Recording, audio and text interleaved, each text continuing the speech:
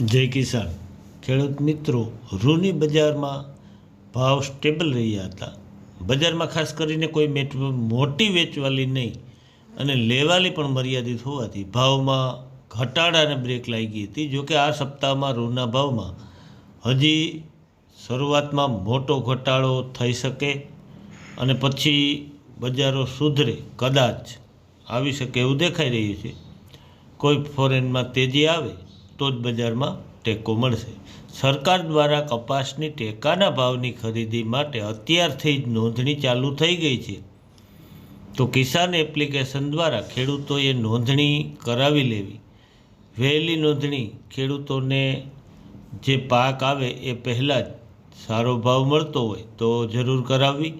પરંતુ વૈશ્વિક બજારમાં કેવો પાક અને સરકાર આયાત ડ્યુટી લઈ અને ઓક્ટોબરમાં શું નિર્ણય લે તેના ઉપર બધો નજાર રહેલો છે. ગુજરાત સરકાર કે જે રૂના ભાવ જે છે એ લેન્ચને લઈ 3.8 જેવા દેખાઈ રહી છે અને આવતા સમયમાં જે આપણે અમેરિકાએ ટેરિફ લગાડ્યા બાદ આપણી સરકારે જે નિર્ણય લીધો કે 0% ટેક્સથી તમામ વિદેશી કારો કરી શકશે ગુજરાતમાં એટલે ભારતમાં આયાત. આ નિર્ણય આવતા સમયમાં ખેડૂતો માટે મોટી નુકસાની આપી જાય એવા સંકેત આપી રહ્યો છે.